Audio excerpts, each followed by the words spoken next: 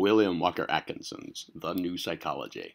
Its message, principles, and practice. Chapter 18 was autosuggestion. This is Chapter 19, Mind and Body.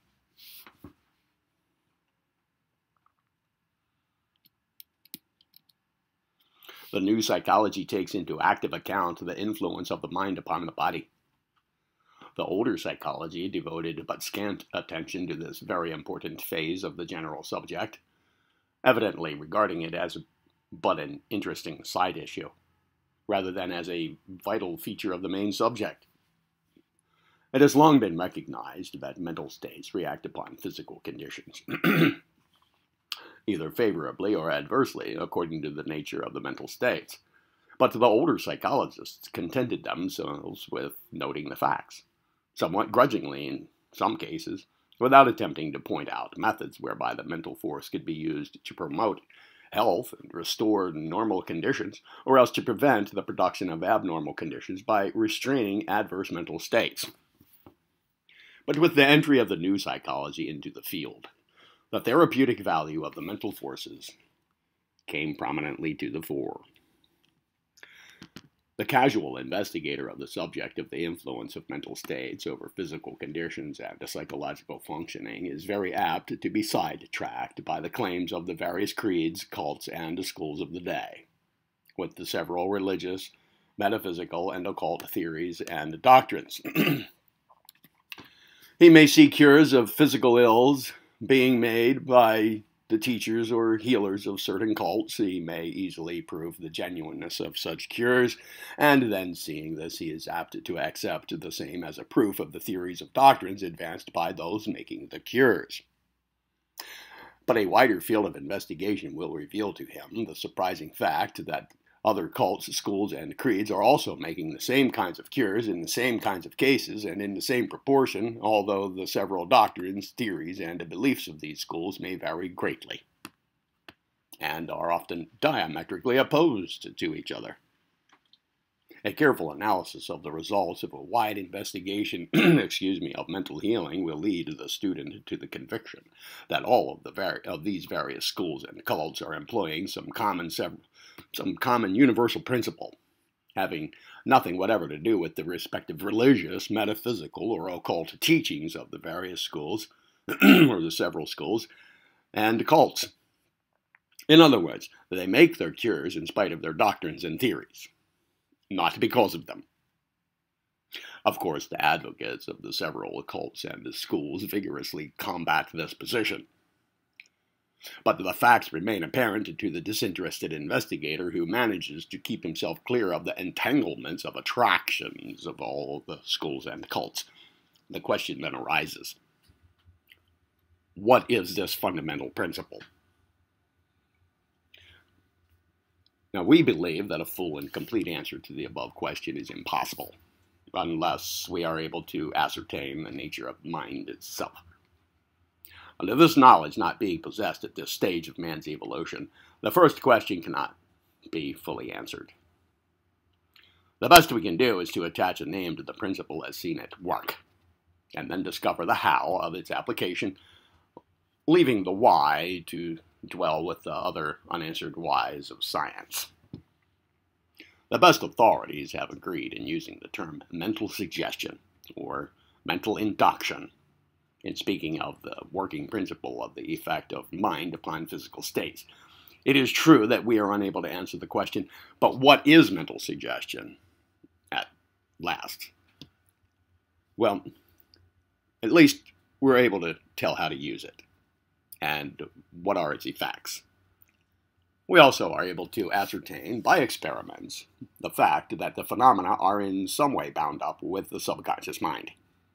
Some hold that the subconscious mind exerts an influence over all the physical organs and parts, and others, including ourselves here, are now advancing the idea that in every portion of the body, down to the smallest cells, there exists mind of some degree, and that these minds are the parts are related to the great subconscious region of the mind of the individual.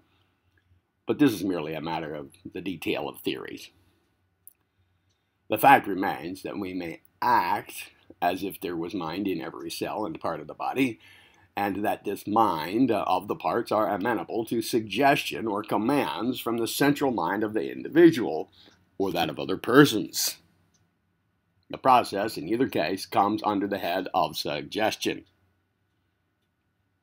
Physiologists have observed that mental states affect the digestion, and therefore the entire physical condition of the body.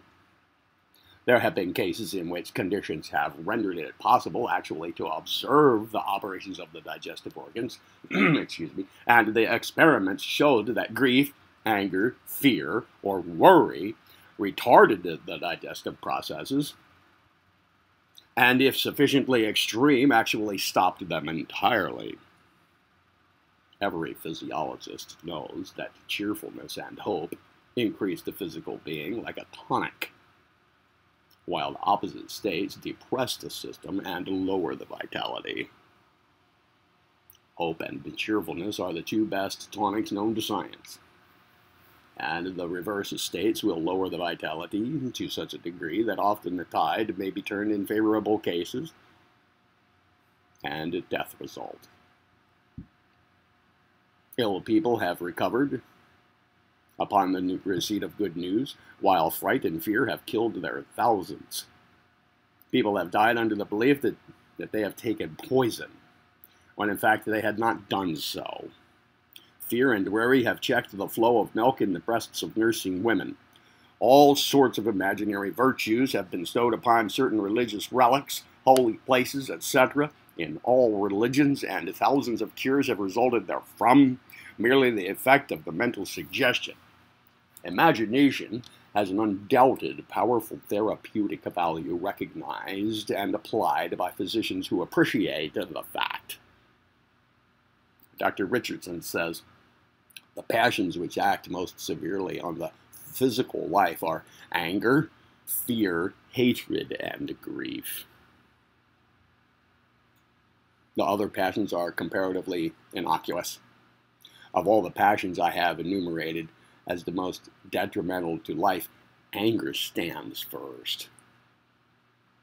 He is a man very rich indeed in physical power who can afford it to be angry. The richest cannot afford it many times without ensuring the penalty, a penalty which is always severe. We say, that a man was red with rage, by which terms, as by degrees of comparison, we express the extent of his fury. Well, physiologically, we are then speaking of the nervous condition of the minute circulation of his blood. That red rage means partial paralysis of minute blood vessels, and that white rage means temporary suspension of the action of the prime mover of the circulation itself. But such disturbances cannot often be produced without the occurrence of permanent organic evils of the vital organs, especially of the heart and of the brain. Excuse me. Dr. Atkinson, a number of years ago, wrote a very interesting work showing the therapeutic effect of the imagination. By imagination, he meant the mental action that is brought into effect by what is now called mental suggestion. He gave a number of very interesting cases that had come under his personal observation, all of which tended to show the great dynamic force of the imagination, or rather of the mental states induced by mental suggestion. Dr. Tuke was one of the first persons to make a scientific claim of the influence of the mental states upon the physical functions, and he really laid the foundations for the experimental work that followed and which is now embodied in this phase of the new psychology. Among other things, he said, there is no sensation, whether general or special, excited by agents acting upon the body from without, which cannot be excited also from within by emotional states affecting the sensory centers, such sensations being referred by the mind to the point at which the nerves terminate in the body. Excuse me again. He also approvingly quoted the statement of the celebrated physician Dr. John Hunter, who said, I am confident that I can fix my attention to any part until I have a sensation in that part. Tukadi. These words should be inscribed in letters of gold over the entrance of a hospital for the cure of disease by psychopathy. He also said, thought strongly directed to any part tends to increase its vascularity and consequently its sensibility. So you see that the effect of the mind upon body is a well-established psychological and physiological fact, and it does not depend upon any vague theory, creed, dogma, or doctrine of any metaphysical, religious, or occult sect, cult, or school. It is a scientific principle not connected in any way with occultism, religion, or metaphysics, although all of these may furnish excellent channels or instruments for its employment.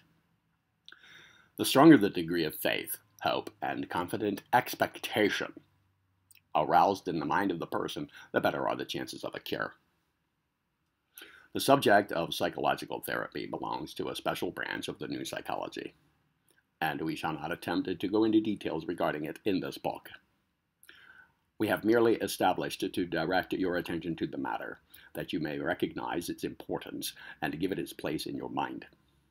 In a general way, however, we may say that everyone may avail himself of the general principle by following the advice given in the previous part of this chapter, by cultivating the positive emotions of confidence, hope, courage, cheerfulness, and goodwill. You may raise the vitality and general tone of your physical system so that it will be much better equipped to resist the attack of disease. And not a small part of this result is accomplished by the fact that in so doing you shut out or inhibit the negative emotions and feelings that go so far toward producing disease, or at least render the resisting powers of the system lower, so that disease more readily obtains a foothold. By establishing the habit of right thinking, you raise a powerful barrier against disease. Not only is this so, but by properly directing the attention to parts of the body that are not functioning normally, you may obtain a certain control over them and obtain a response to your commands to them. By using the imagination to picture the desired normal condition, and then using the will to command the organ or part to conform to that ideal condition, you set in motion the dynamic force of that which is called mental suggestion, and the psychological process is transmuted into a physiological process. In this brief statement is to be found the kernel of all mental healing, metaphysical healing, divine science, or any other form whereby the mind is exerted to regulate and control the physical functions. The rest is all a matter of detail and fringe. Chapter 20, the final chapter, will be positive and negative qualities.